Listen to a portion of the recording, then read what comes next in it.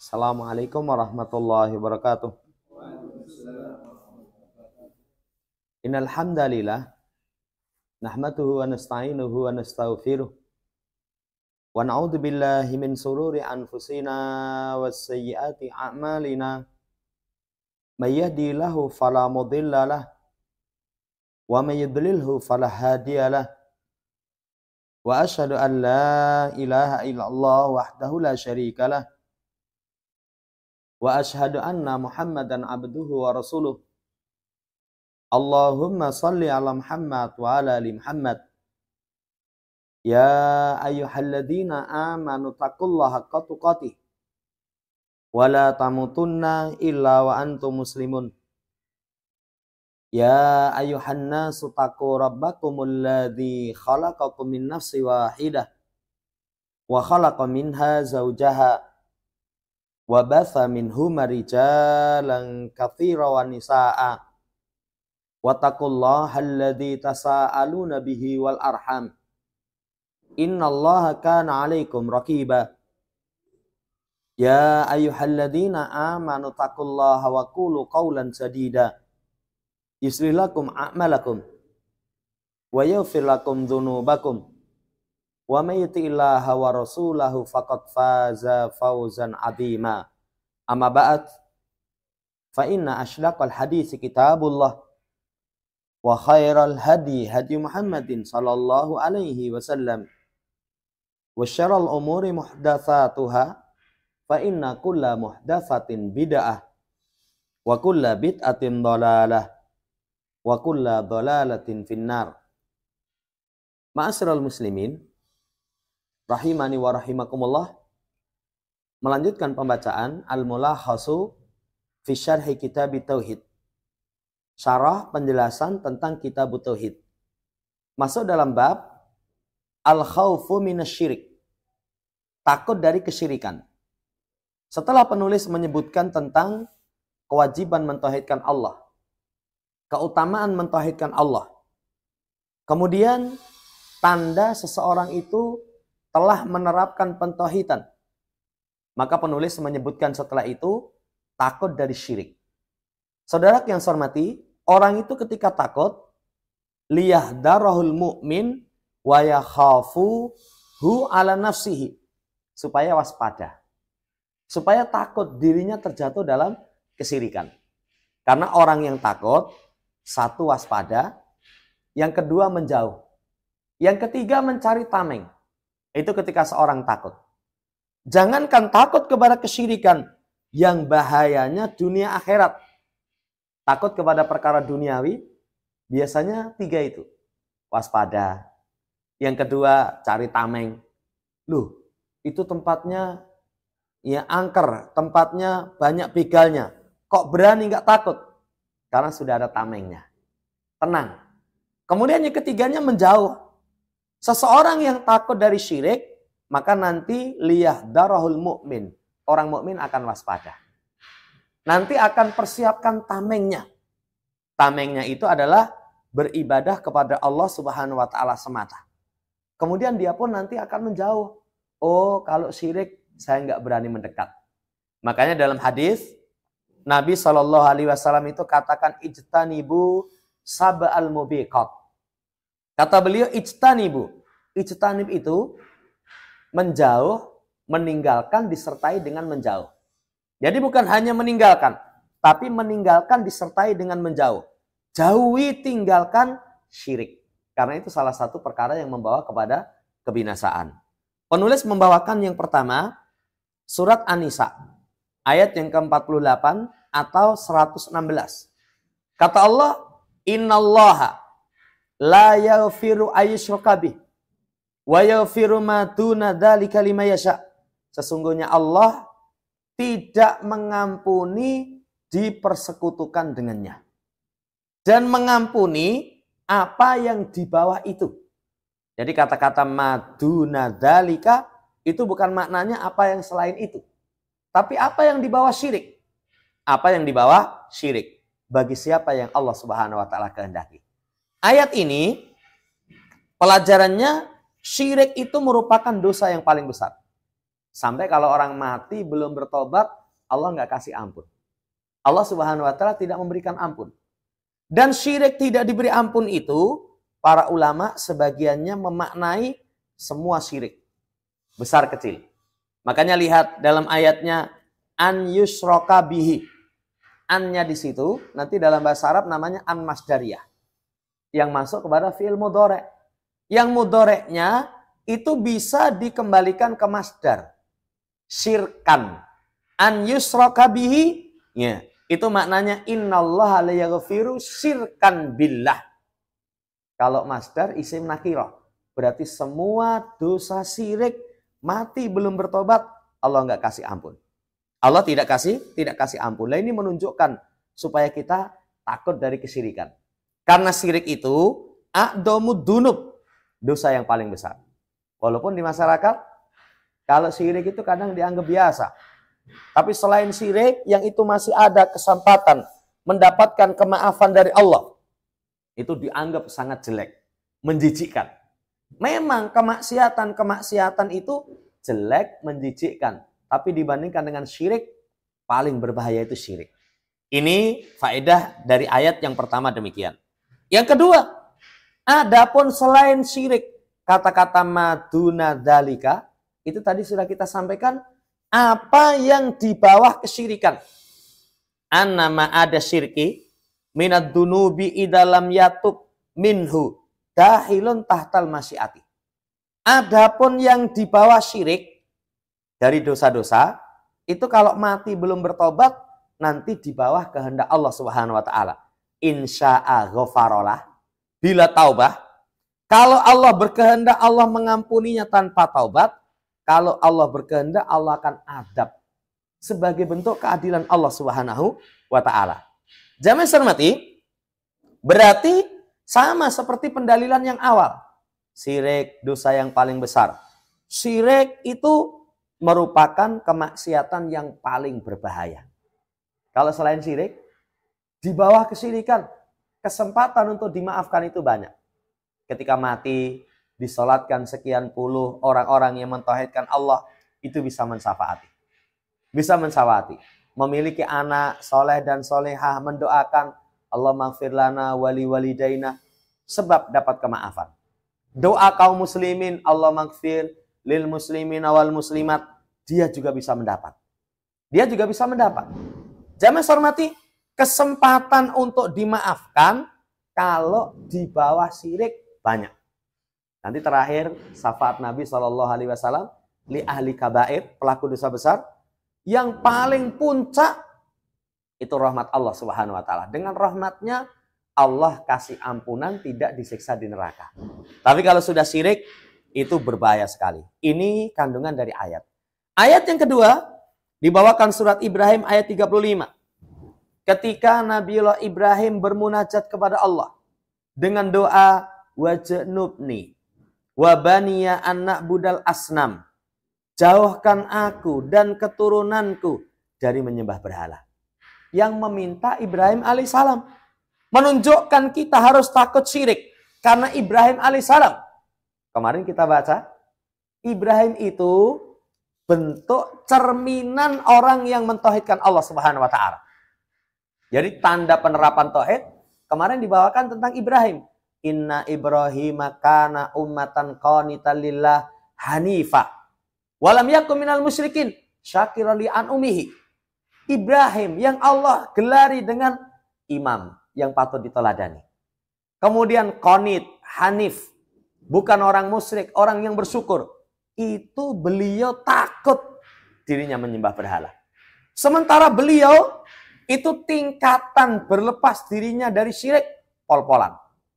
Kalau kita kan saat ini anti syirik itu baru sebatas dalam benak kita, dalam keyakinan kita. Ya. Kalau misalkan melakukan aksi, belum itu. Kalau Ibrahim sudah melakukan aksi, semua berhala itu beliau hancurkan. Beliau hancurkan.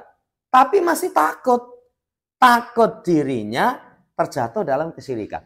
Makanya, fakaifa biman dunahu. Bagaimana dengan selain beliau, yang di bawah beliau?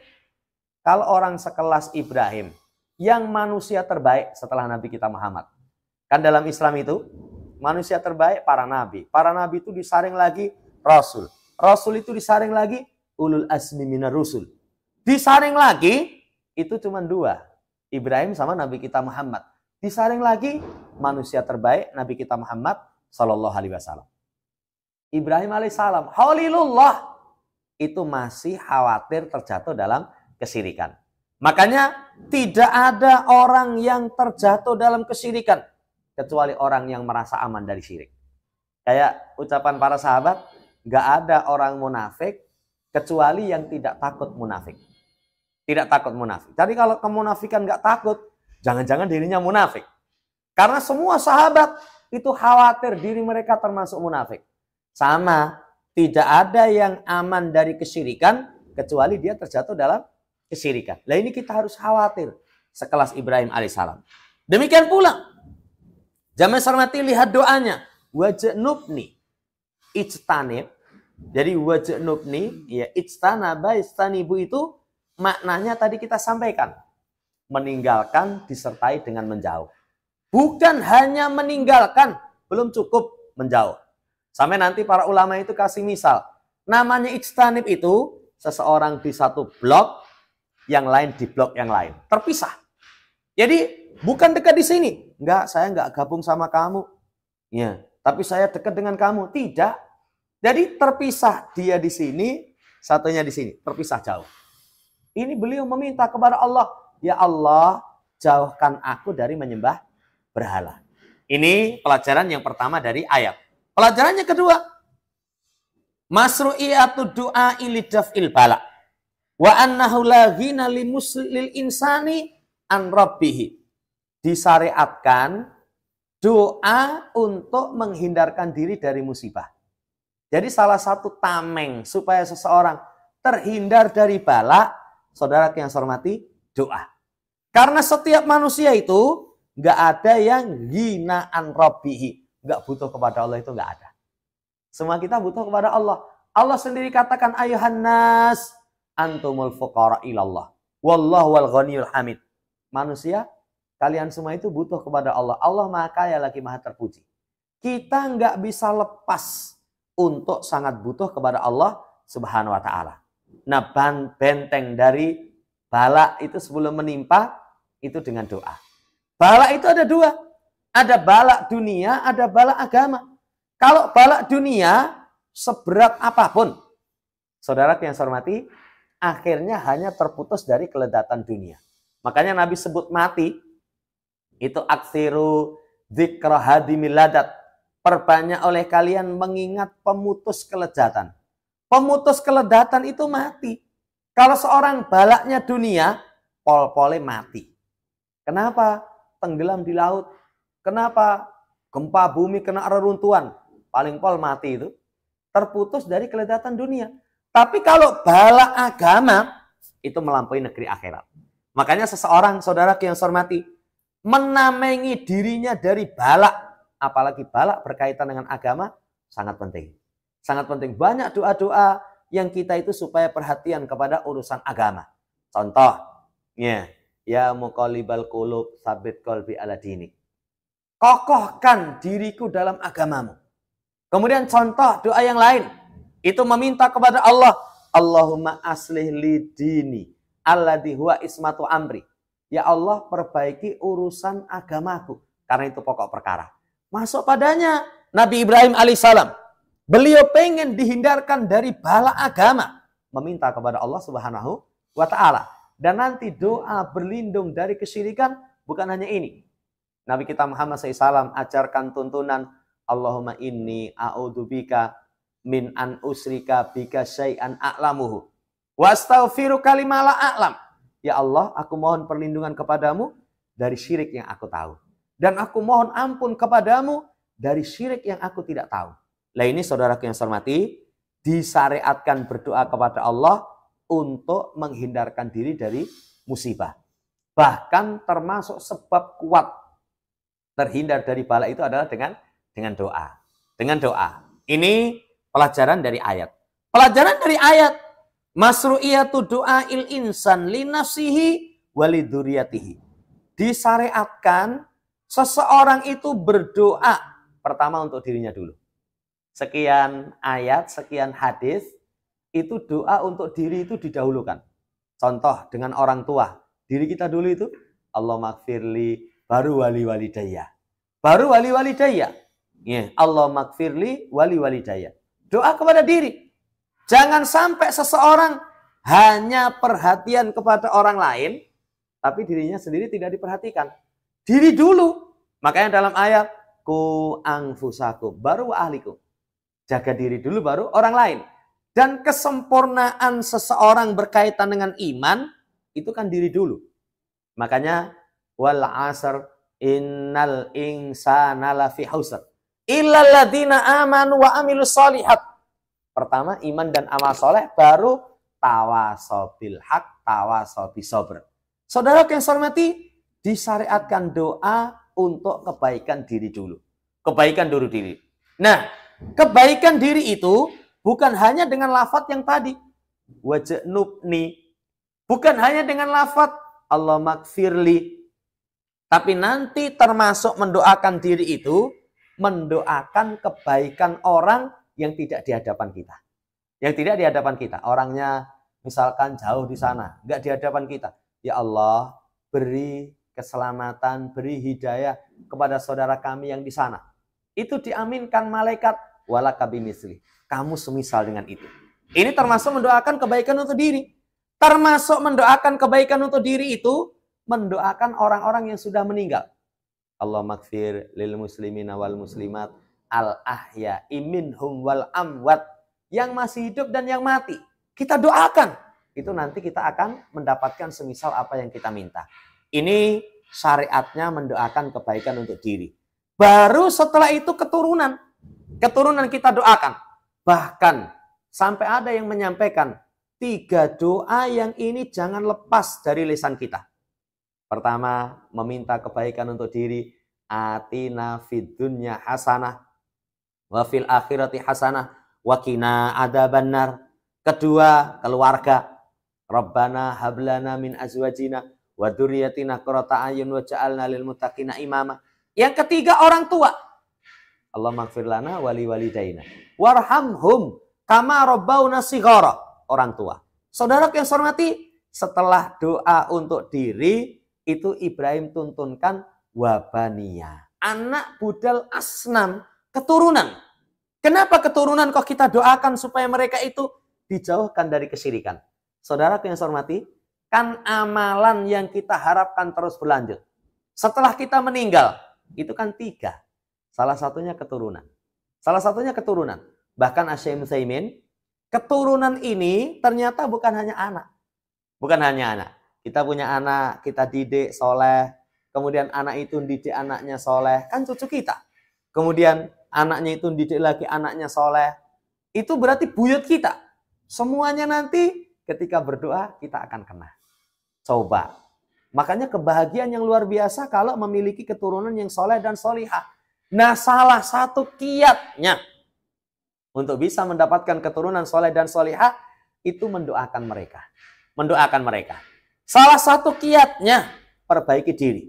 Karena soleh dan solihah itu terkadang ganjaran kesolehan orang tua. Kalau orang tuanya soleh, Allah anugerahkan keturunan yang soleh dan solihah.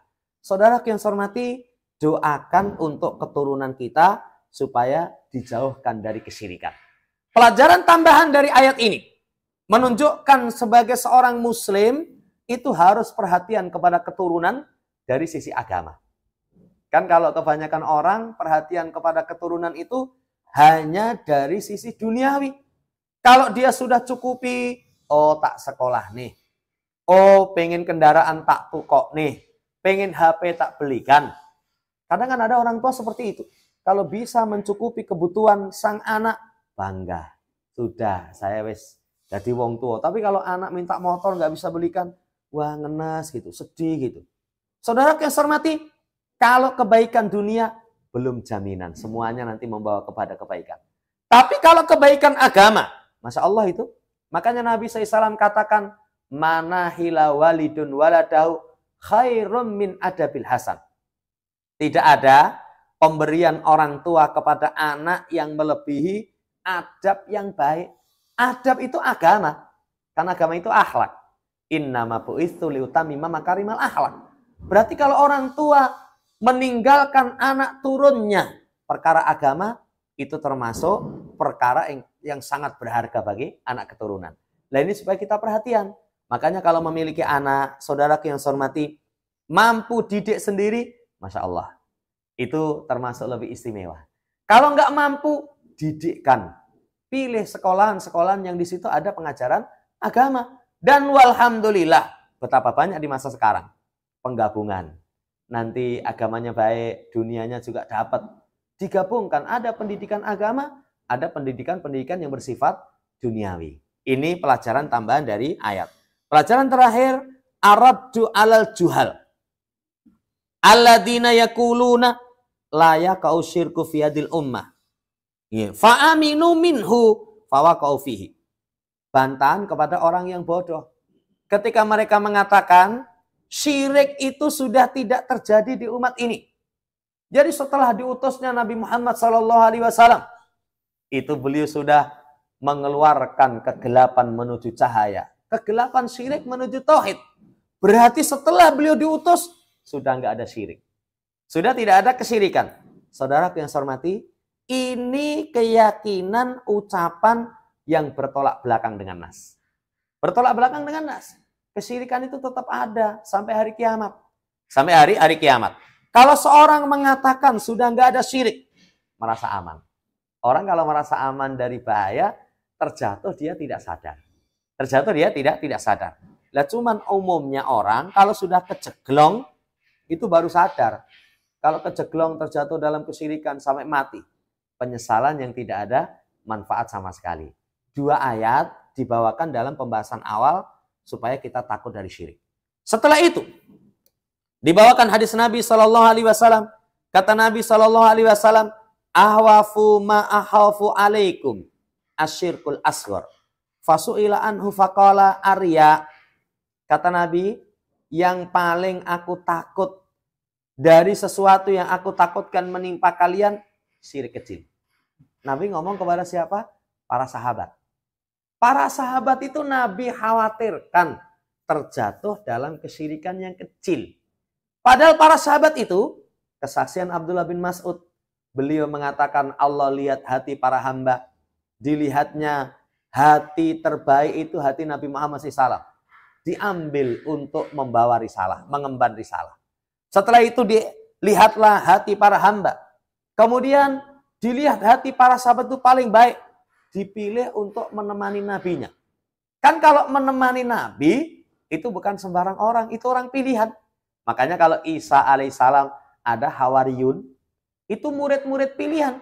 Kalau Musa alaihissalam itu ada 40 orang, ya sekian puluh yang dipilih untuk datang ke bukit.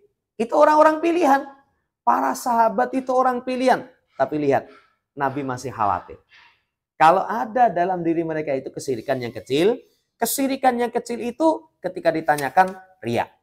Saudara yang saya hormati, hadis ini pelajarannya. Nabi SAW sangat khawatir para sahabat terjatuh dalam kesyirikan. Dalam kesyirikan. Ini ada 2 sisi. Beliau khawatir dengan kekhawatiran yang sangat terjatuh dalam kesyirikan. Menunjukkan banyak syirik. Bukan takut kalian minum khamr, enggak. Bukan takut kalian zina, enggak. Bukan takut kalian fakir. Bahkan ada itu dalam hadis, nggih, mal faqra ahsya alaikum. Saya enggak khawatir kalian itu fakir. Nabi enggak khawatir. Tapi yang beliau khawatirkan kesyirikan. Menunjukkan sangat bahaya. Beliau khawatir dari syirik. Yang kedua, jamaah hormati, kalau Nabi khawatir kesyirikan kepada orang-orang soleh, al-kamilin, faman dunahum min babi aula. Orang soleh yang sempurna itu Nabi khawatir. Berarti di bawahnya itu lebih untuk kita takut. Jangan merasa aman. Jangan merasa aman. Itu lebih untuk kita takut. Ini pelajaran yang pertama. Pelajaran yang kedua. Sangat kasih sayangnya Nabi kepada umat. Semangatnya beliau umat itu mendapatkan hidayah. Supaya umat itu mendapatkan keselamatan. Sisi mana Nabi ingatkan bahaya. Kalau nggak sayang, Kan nggak mungkin mengingatkan. Sama itu kita ini sama orang kalau nggak sayang nggak mengingatkan itu. Naik motor, standarte lali, itu kalau nggak sayang, wis ben. Gua anggere tikungan ngono ben jungkir balik. Nggak sayang kok. Kalau nggak sayang itu ada kerusakan-kerusakan yang mendatangkan bahaya karepmu. Tapi kalau sayang, mas, itu standarte, itu jangan dimakan itu bahaya. Kenapa? Sayang. Rasul Shallallahu Alaihi Wasallam itu amat belas kasih sayang kepada umatnya. Dan Allah puji dalam Quran. Nih, sifat Nabi kita Muhammad SAW. Qad ja'akum rasulun min anfusikum azizun alaikum. Ya. Harisun bil mu'minina raufur rahim. Beliau itu amat belas kasih sayang. Sangat ingin kita mendapatkan hidayah. Terasa berat sesuatu yang menjadikan kita berat. Sayangnya beliau mengalahkan semua kasih sayang makhluk. Kasih sayang makhluk itu orang tua kepada anak. Orang tua belum tentu mengantarkan keselamatan dunia akhirat. Kalau Nabi pasti. Kasih sayang itu anak kepada orang tua. Sayang-sayangnya anak kepada orang tua kadang malah menyakiti itu. Walaupun katakan sayang sama bapak, sama mama, sama papa, kadang nyakiti. Nabi SAW kasih sayangnya tidak bernilai. Saudaraku yang saya hormati, saking besarnya tidak bisa dinilai. Pelajaran yang kedua. Pelajaran yang ketiga, syirik itu terbagi menjadi dua. Ada besar, ada kecil. Apa bedanya syirik besar dengan syirik kecil? Syirik besar itu semua lafadz syirik yang pelakunya itu keluar dari Islam. Keluar dari Islam. Semua amalan hapus. Itu disebut syirik yang besar. Syirik yang besar itu, saudara yang saya hormati, nanti pelakunya amalannya hapus, keluar dari Islam, kekal di neraka. Tapi kalau syirik kecil enggak. Kalau syirik kecil itu hanya amalan itu yang hapus. Hanya amalan itu yang hapus. Kalau syirik kecil tidak kekal di neraka, tapi secara umum mendapatkan ancaman. Mendapatkan ancaman. Makanya syirik kecil pun kita harus takut. Karena syirik kecil itu dengan dosa besar lebih besar dosa syirik kecil. Sebagaimana kesaksian sahabat Abdullah bin Mas'ud. Saya bersumpah dengan nama Allah tapi dusta. Lebih aku sukai dibandingkan sumpah dengan nama selain Allah jujur. Kalau orang sumpah dengan nama Allah dusta, kesalahannya 3. 1, dusta dosa besar. Kedua, dikuatkan dengan sumpah. Kalau orang dusta dikuatkan dengan sumpah kan orang percaya. Nyolong, enggak, demi Allah, demi Allah. Percaya. Dikuatkannya dengan zat yang maha agung. 3 kemaksiatan. Tapi kalau orang sumpah dengan selain Allah jujur, kamu nyolong demi Lata, tidak. 1 itu kesalahannya demi Lata. Demi Lata. Saudara yang saya hormati, bersumpah dengan selain Allah itu, kalau tidak diyakini selain Allah itu sama agungnya dengan Allah, syiriknya syirik kecil. Tapi syirik kecil dengan dosa besar, lebih berbahaya syirik kecil. Cuman sayangnya kita, kadang pamer, riya, itu mendominasi diri kita nggak menganggap jijik. Tapi kalau ada orang minum khamar, ada orang berzina, ada orang mencuri, saudara yang saya hormati, iya, itu amalan yang buruk. Itu amalan yang jelek. Tapi dibandingkan dengan kita sholat pamer, lebih rendah kita sholat pamer. Nah ini harus waspada. Nabi khawatir para sahabat terjatuh dalam kesyirikan yang kecil. Kita harus lebih khawatir. Bahkan kata Imam Qayyim, syirik kecil itu seperti al-bahrul la sahalalah. Lautan tanpa tepi. Artinya nggak selamat orang itu, sedikit yang selamat. Bukan modeni banget. Modeni banget. Sampai para ulama itu, nah, kalau seorang meninggalkan amal karena manusia, ya, meninggalkan amal karena manusia syirik. Riya. Beramal karena manusia syirik. Tarkul amal min ajlin nas riya. Wal amal linnas syirik. Wal ikhlas an yu'afikallahu minhuma.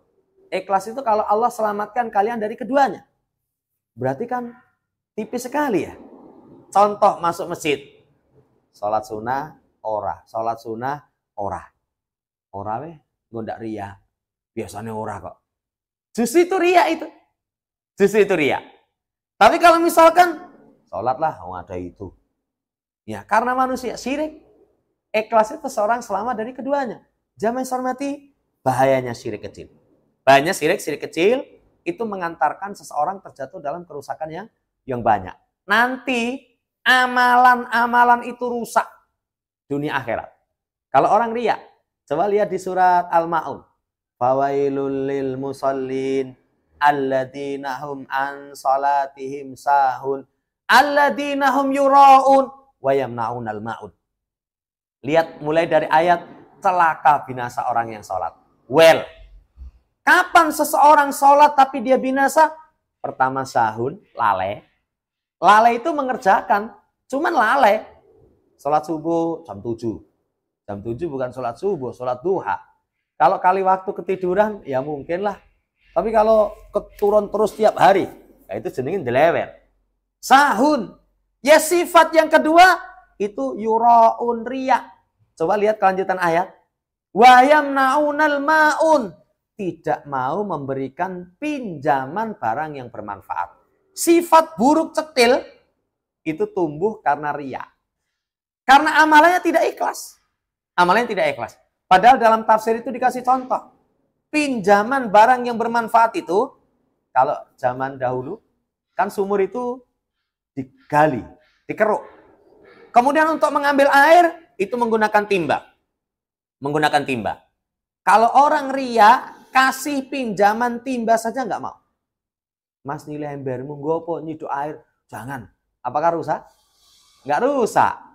Sesuatu yang tidak rusak dipinjam, itu pun nggak boleh. Ini dampak ketika seorang riya. Nanti banyak dalil-dalil yang menunjukkan riya itu, saudara yang hormati, itu penderitaan, kesengsaraan dunia akhirat. Lah ini supaya kita takut dari kesyirikan. Masuk padanya riya. Jangan seseorang merasa aman. Wah, kalau saya ikhlas. Orang kita itu ngomong ikhlas itu kata para ulama, al-ikhlas faqat ru'yatul ikhlas. Faman ra'al ikhlas fi ikhlasihi ihtaja ikhlasu ilal ikhlas. Ikhlas itu melihat ikhlas itu sendiri.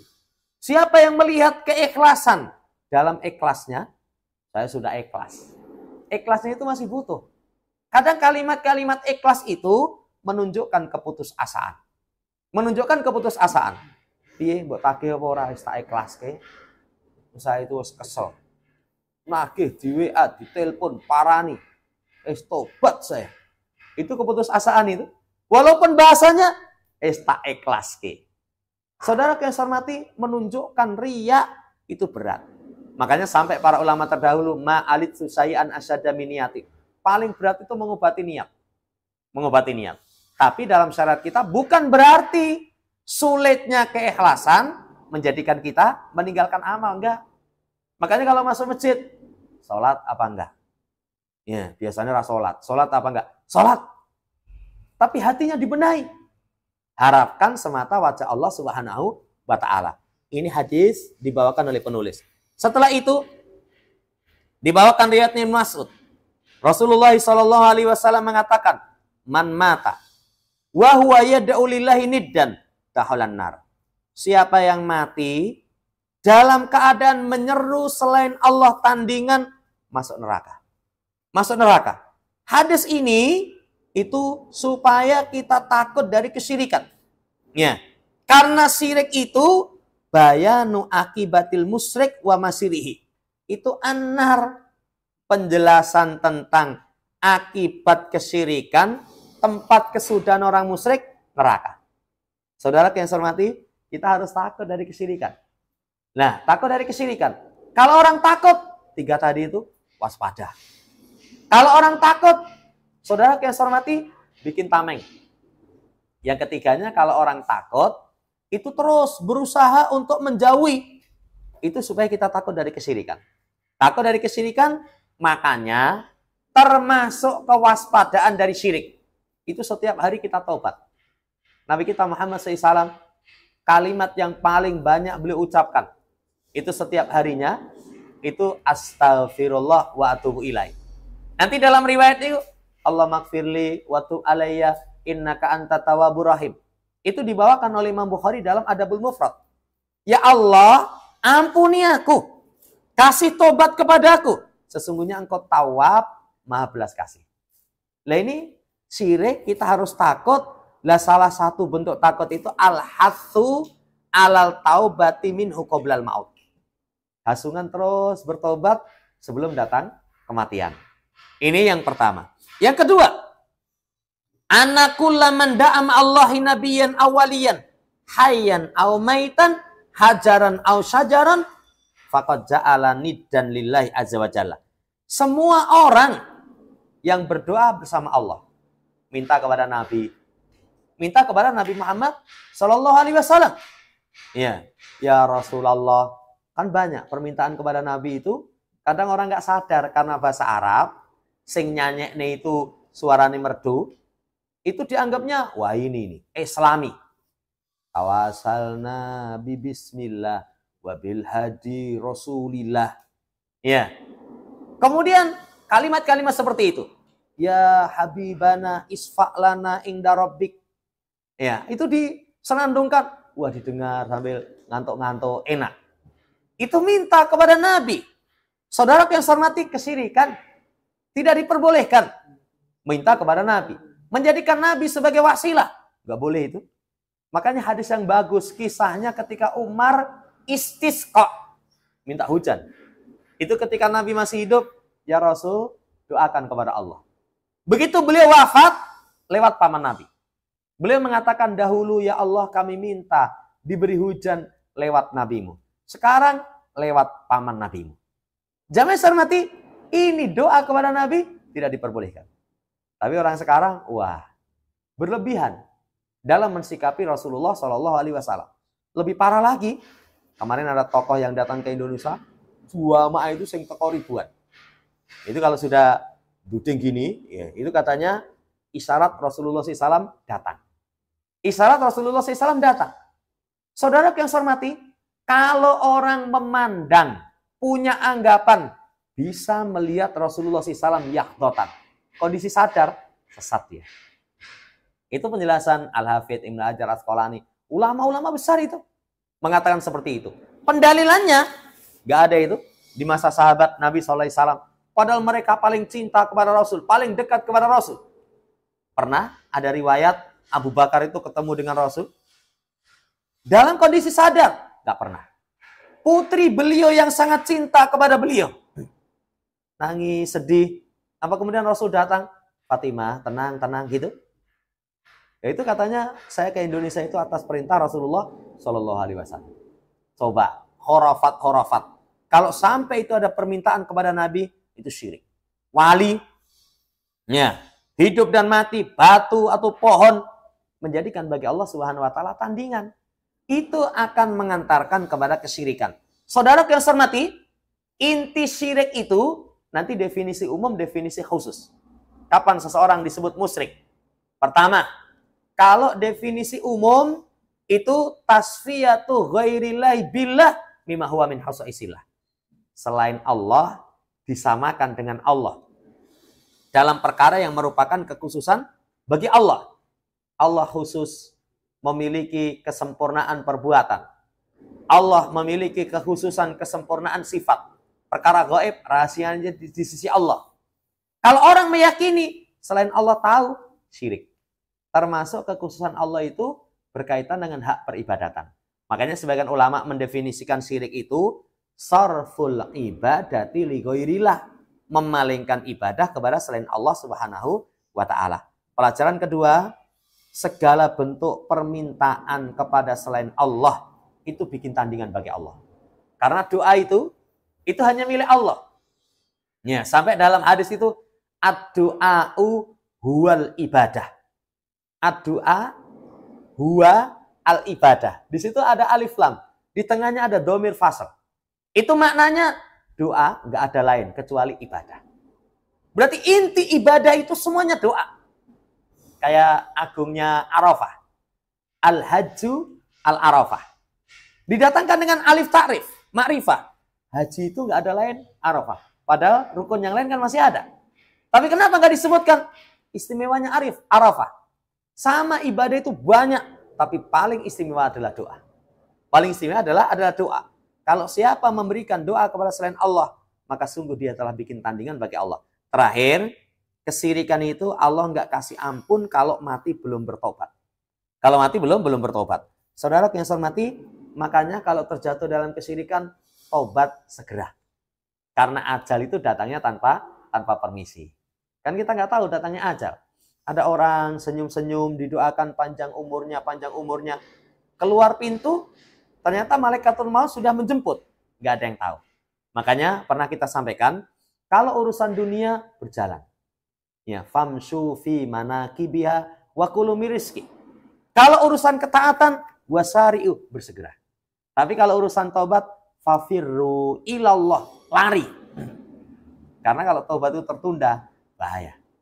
Betapa banyak kisah-kisah orang yang terluput dari tobat karena saufa, tasfif. Karena menunda. Nantilah. Ini supaya seseorang bertobat dari kesyirikan. Jamaah yang saya hormati, ini yang bisa kita baca. Nanti masih ada. Ya, satu hadis lagi yang menunjukkan tentang bahayanya kesyirikan. Semoga Allah Subhanahu wa taala jaga kita dari semua bentuk kesyirikan. Demikian. Sebelum ditutup, barangkali ada yang pengen ditanyakan, kalau bisa kita jawab.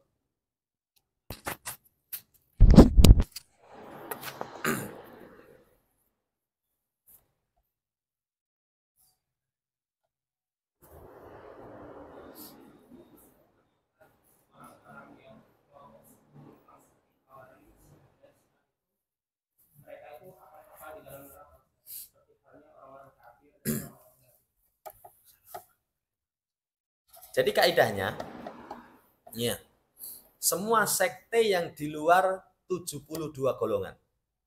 Kan Nabi katakan umatku itu akan terpecah menjadi 73. 72 di neraka, 1 di jannah. Itu yang 72 itu masih muslim. Artinya nanti kemaksiatannya ala masyiatillah. Adapun semua kemaksiatan yang mengeluarkan pelakunya dari Islam. Kan kemaksiatan yang mengeluarkan pelaku dari Islam itu bisa ucapan, mencela Allah dan Rasul. Bisa perbuatan, sujud kepada berhala. Ada bisa keyakinan, meyakini yang halal itu haram. Mengharamkan yang halal, keyakinan. Itu bisa mengantarkan keluar dari Islam. Makanya nanti dilihat. Kalau orang Syiah yang ekstrim, Rafidhah, itu jelas keyakinannya sudah keyakinan mengeluarkan dari Islam. Makanya para ulama kalau Syiah Rafidhah itu sudah di luar Islam. Sudah di luar Islam. Kenapa? Karena mereka menuduh malaikat Jibril itu khianat. Harusnya risalah disampaikan kepada Ali, sampaikan kepada Nabi Muhammad. Ya, itu keliru alamat ini. Enggak amanah. Padahal Allah memuji Ruhul Amin. Utusan yang terpercaya. Mereka menganggap Quran itu tidak sempurna. Ya, mereka berdoa kepada selain Allah. Ya Husain, ya Husain. Itu nyata itu. Jadi bukan hanya sekedar itu fitnah. Nyata. Lah kalau Syiahnya Syiah Rafidhah, itu jelas. Orang Khawarij juga begitu. Ketika dia menghalalkan darah kaum muslimin. Menghalalkan. Kata para ulama, menghalalkan itu tanpa membunuh, itu sudah bisa mengantarkan murtad. Tapi kalau misalkan, saya yakin haram, nggak boleh. Tapi kenapa kamu bunuh mereka? Saya turuti hawa nafsu saya. Itu masih ada kesempatan untuk mendapatkan ampunan. Makanya kaidahnya, kalau sekte-sekte yang itu sudah keluar dari Islam, ya kemungkarannya sudah keluar dari Islam, maka itu ya kekal di neraka. Tapi kalau enggak, ya enggak. Makanya berlindung dari penyimpangan-penyimpangan yang bisa mengeluarkan dari Islam. Ini wallahu ta'ala alam. Nanti ada pembahasan termasuk bid'ah itu ada mengkafirkan, ada enggak. Termasuk kelompok-kelompok pun juga begitu. Ada yang ini masih dalam lingkup Islam, tapi ada yang sudah di luar Islam. Wallahu ta'ala.